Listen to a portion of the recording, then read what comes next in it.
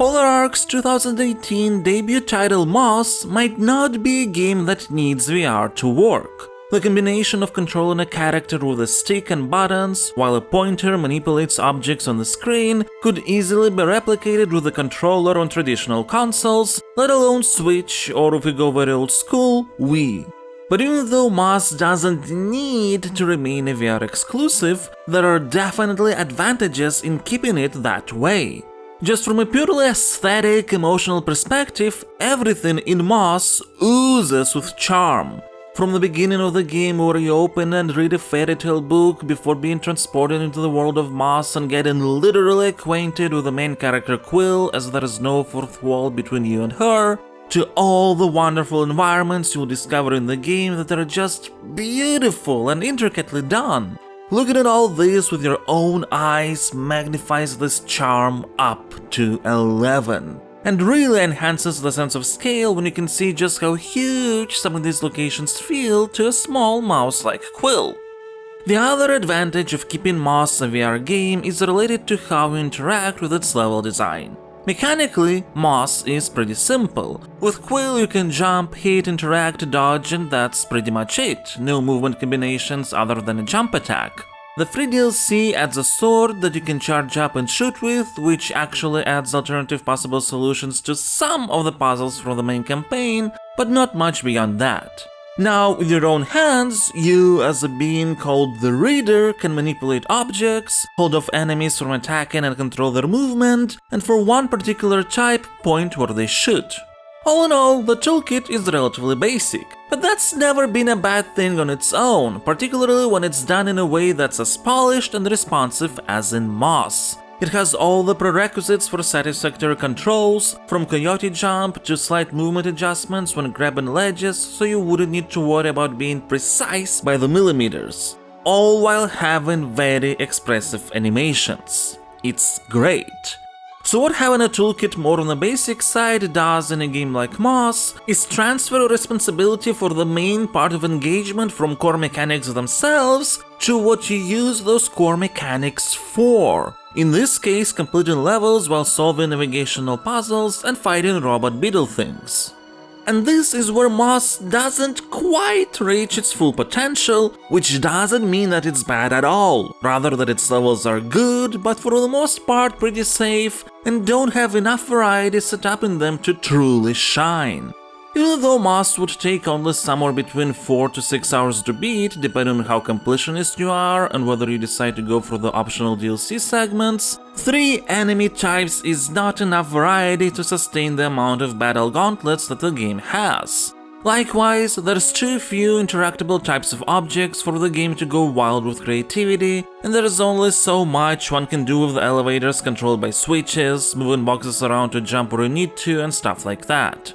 Though Moss definitely tries to the best of its ability with how well it controls its pacing and escalation of challenges. The aforementioned DLC segments actually do add more variety, but it's limited only to those trials, of which there's only 3, though the additions are still welcome.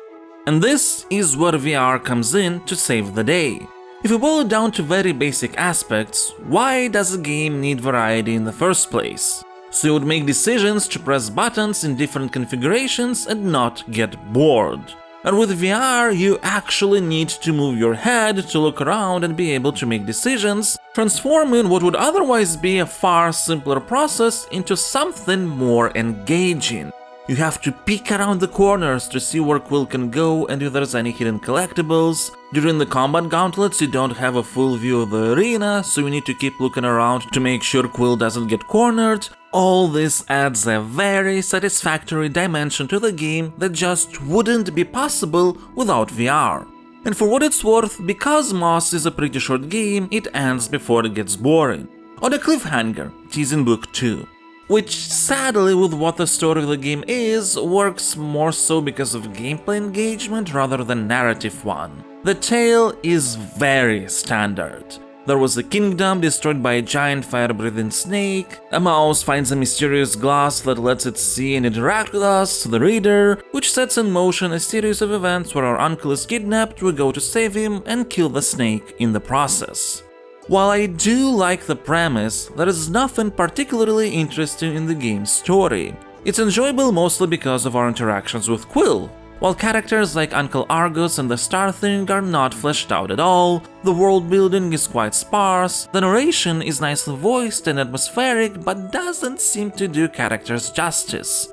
Really, the only hope that the cliffhanger gives with its ending reveal that there is an even bigger danger than Sarfog is that the sequel will be able to leverage not only the foundation set up by this game to weave a more engaging narrative, but also the fact that we, as players, are in this world, which is an aspect that definitely needs more attention. There are some very cute interactions with Quill, like how you can high-five her after a very elaborate dance when she completes a particularly tough challenge, or how she talks with you using sign language, which is an aspect that also would benefit being focused on more, to be honest. But at pivotal moments, the game just doesn't let you act in a way that would feel like you really influence what is happening, even though that's sort of the intention. In fact, in one particularly dangerous moment for Quill, the game explains what we, the reader, have been doing, while we, in fact, have just been listening to the narration. This creates a disconnect by sometimes making our personification in the world a separate entity. So that has been disappointing, but honestly it didn't diminish my enjoyment of Moss, nor did it take anything away from its massive dose of charm. So, if we were to rank Moss using my Stasocritic scoring system, the assigned ratings for each category would be as follows.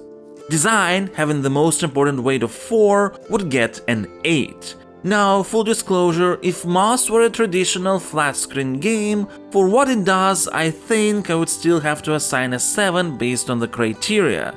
But the fact that this is VR leverages and enhances the existing design aspects enough that I feel it's worth an 8.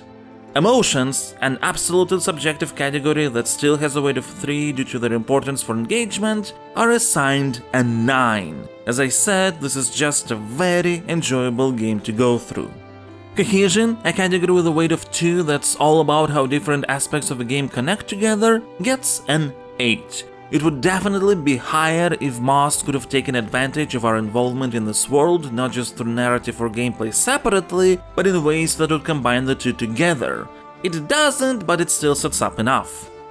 Context will get assigned a 6, and that 6 really rides on the massive charm of this game and its premise. But without that, I don't think its characters, world building and lore would be strong enough, at least on the game's own.